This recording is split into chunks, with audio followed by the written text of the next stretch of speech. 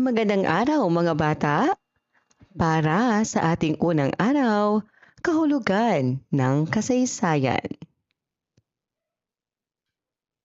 Ano ang nakikita ninyo sa larawan? Ito ba ay bahagi ng ating kasaysayan? Alam ba ninyo na maraming mahalagang pangyayari ang naganap noon? Ang mga ito ay bahagi ng ating kasaysayan. Ngayon, ating aalamin kung ano ang ibig sabihin ng kasaysayan at kung bakit ito mahalaga sa atin bilang mga Pilipino. Ano ang kasaysayan? Ang kasaysayan ay ang pag-aaral ng mga pangyayari sa nakaraan. Ito ay nagsasabi ng mga nangyari noon. Mga taong nabuhay noon. Mga mahalagang pangyayari sa ating bansa. Halimbawa ng kasaysayan. Tungkol sa buhay ng mga bayani. Mga mahalagang pangyayari. Mga lumang paraan ng pamumuhay.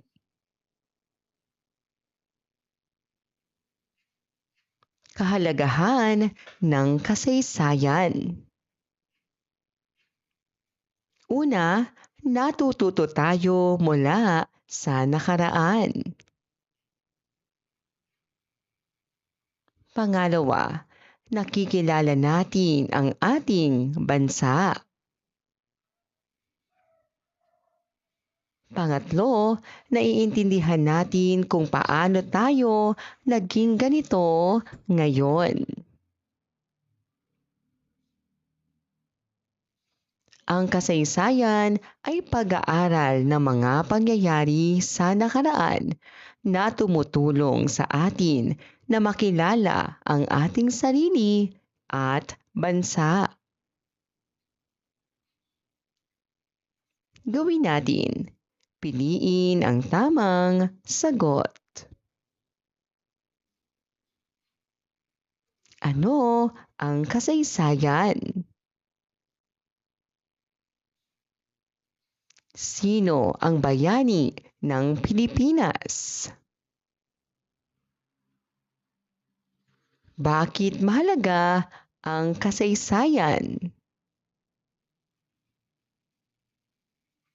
Ano ang sinasabi sa kasaysayan?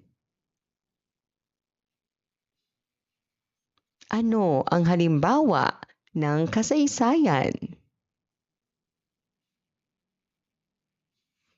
Gawin natin. Isulat ang tama o mali.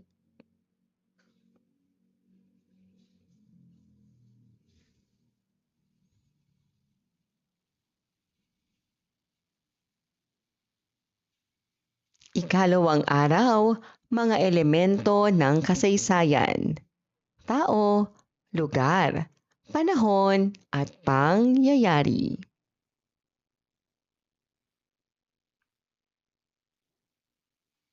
Basahin natin.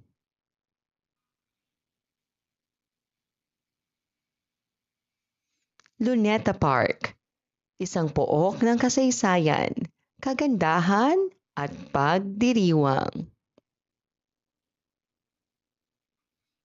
Matatagpuan sa Maynila ang Luneta Park, isang pampublikong parke na nagbibigay liwanag sa kasaysayan, kagandahan at pagdiriwang ng Pilipinas.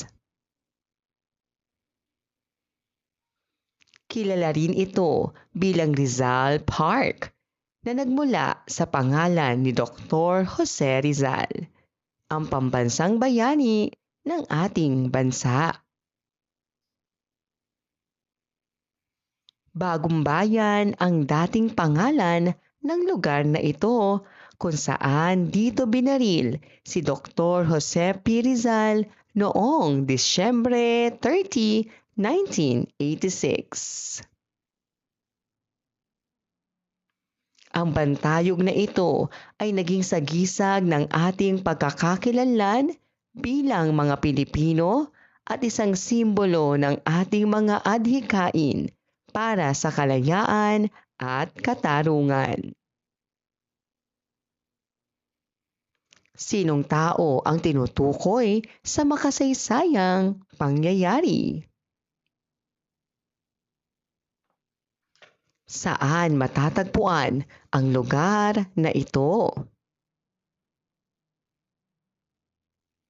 Ano ang mahalagang pangyayari mula sa ating binasa? Kailan naganap ang isang mahalagang pangyayari? Ang kasaysayan ay hindi lamang tungkol sa mga pangyayari sa nakaraan. Binubuo ito ng iba't ibang bahagi o elemento tulad ng tao, lugar, panahon, at pangyayari. Ngayon, pag-aaralan natin ang mga elementong ito upang mas maintindihan natin ang kasaysayan. Mga elemento ng kasaysayan.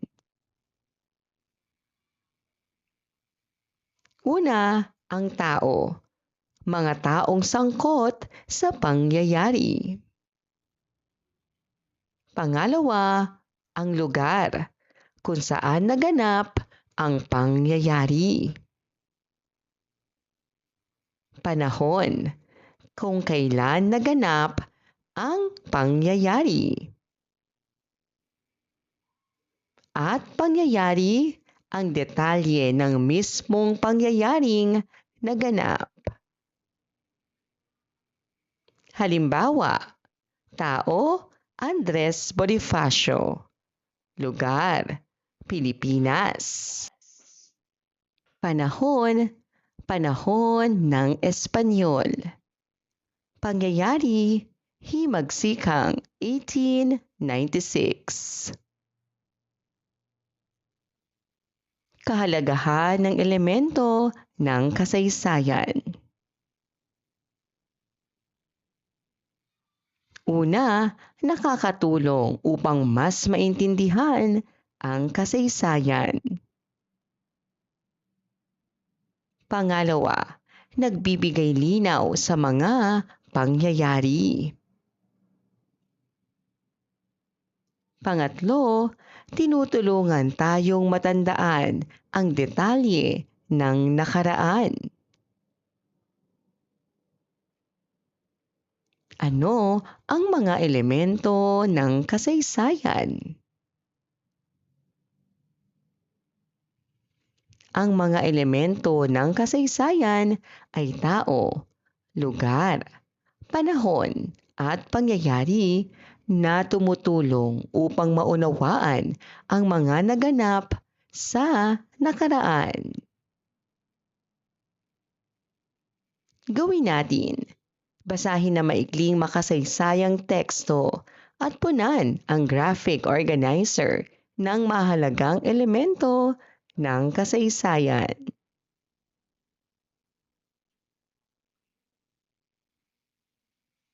Araw ng Kalayaan. Noong Hunyo 12, 1898, ibinigay sa Kawit Cavite ang bandila ng Pilipinas. Ang bandila ay ibinigay ni General Emilio Aguinaldo, hudyat ng makasaysayang kalayaan ng Pilipinas mula sa mga Kastila.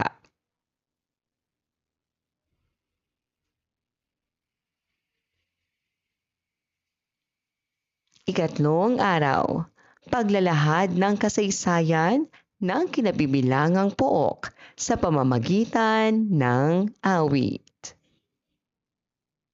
Ano ang nakikita ninyo? Saan matatagpuan ang mga ito? Ano ang alam ninyo tungkol sa ating lugar? Bawat lugar ay may sariling kasaysayan. May mga kwento kung paano ito nagsimula at umunlad.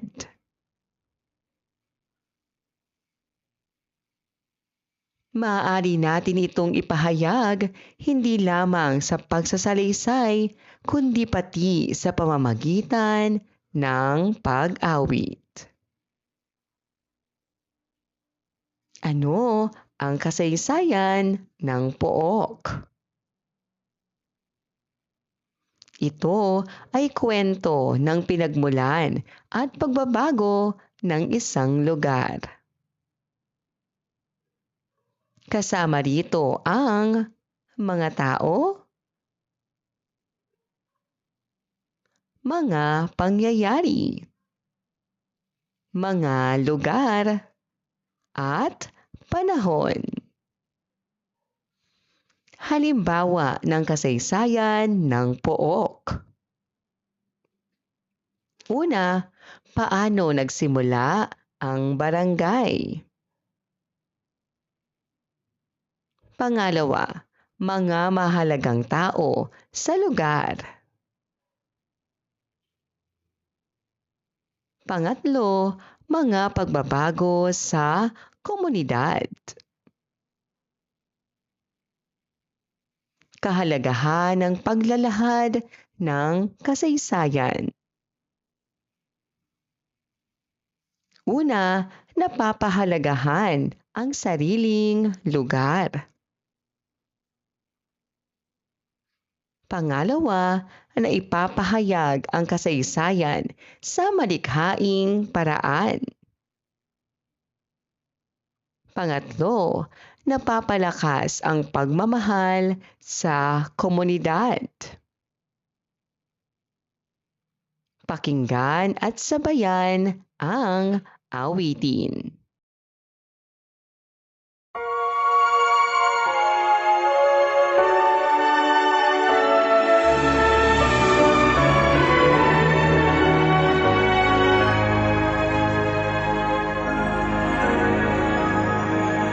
Bayang Cavite, aking mahal, laging patnubay ng may kapal. Sa yakap mo ay langit ang buhay at laging makulay. May isang siglo nang nagdaan, bayan mong kawitan kung saan ay sinilang ang kalayaan, ang lahat ay nagdiwang. Cavite, Cavite, lagi ka sa puso ko. Cavite, Cavite, buhay ko'y handog sa'yo. Kung lakas ko'y laan ang maglingkod sa'yo'y kaigaan. Cavite, Cavite, ang lalawigan kong mahal. Mahal kita, Cavite, tangi lang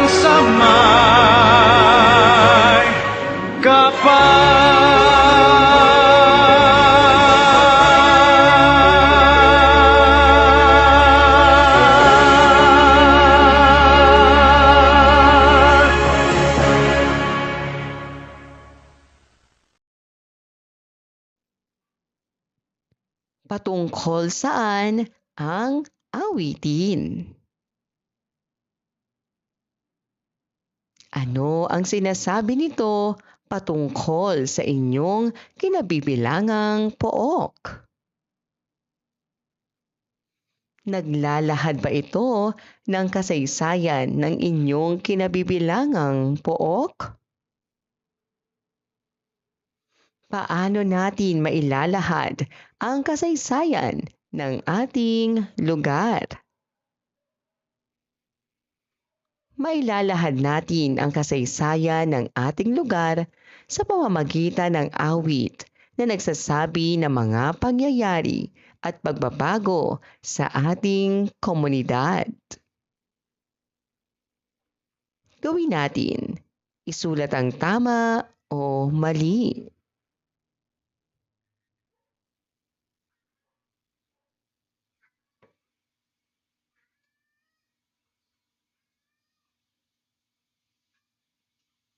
Gawin natin.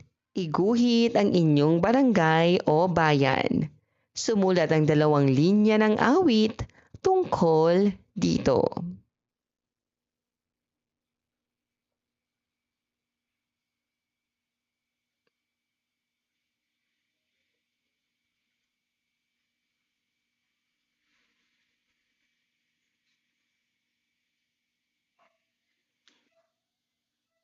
Ika-4 na araw, malikhaing pagkukuwento ng kasaysayan ng kinabibilangang pook.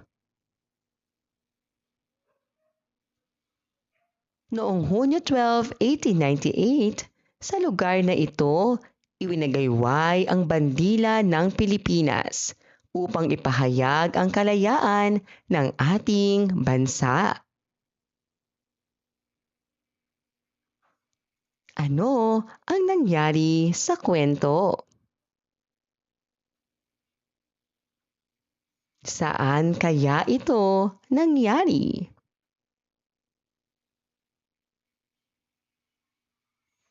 Ang bawat lugar ay may sariling kwento. Ang kasaysayan ng ating barangay o bayan ay maaaring isalaysay sa malikhaing paraan tulad ng pagkukuwento. Sa pamamagitan nito, mas nagiging kawili-wili at madaling maunawaan ang ating kasaysayan. Ano ang malikhaing pagkukuwento? Ito ay pagsasalaysay gamit ang imahinasyon at damdamin. Maaaring gumamit ng detalye, damdamin, at malikhaing salita. Mga dapat isama sa kwento ng kasaysayan. Una, ang mga tao. Mga taong sangkot sa pangyayari. Lugar kung saan naganap ang pangyayari. Ang panahon kailan naganap ang pangyayari. At ang pangyayari, ang detalye ng mismong pangyayaring naganap. Kahalagahan ng paglalahad ng kasaysayan. Una, napapahalagahan ang sariling lugar. Pangalawa, na ipapahayag ang kasaysayan sa malikhaing paraan. Pangatlo, napapalakas ang pagkamalikhain at tiwala sa sarili. Basahin natin. Barangay noon at ngayon. Noong unang panahon, maliit lamang ang aming barangay. May iilang bahay at tahimik ang paligid. Sa paglipas ng panahon, dumami ang tao at naging mas maunlad ang aming lugar.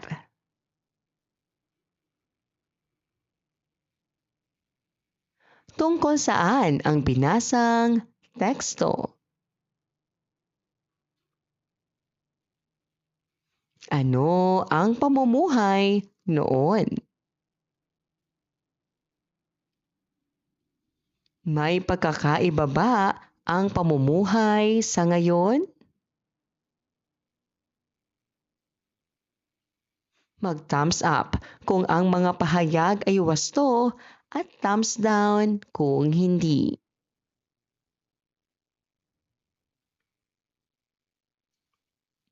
Ang kasaysayan ay maaaring ikwento. Hindi kailangan ng detalye sa kwento. Mahalaga ang lugar sa kwento. Nakakatulong ang pagkukwento sa pagkatuto. Walang kasaysayan ang ating lugar. Paano natin maisasalaysay ang kasaysayan ng ating lugar? Maisasalaysay natin ang kasaysayan ng ating lugar sa pamamagitan ng malikhaing pagkukwento gamit ang tao, lugar, panahon, at pangyayari. Gawin natin. Iguhit ang isang pangyayari sa kasaysayan ng inyong lugar. Sumulat ng 2 hanggang 3 pangungusap tungkol dito.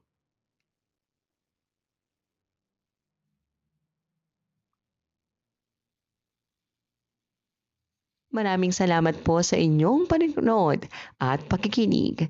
Hanggang sa muling pag-aaral ng asignaturang Makabansa. Paalam!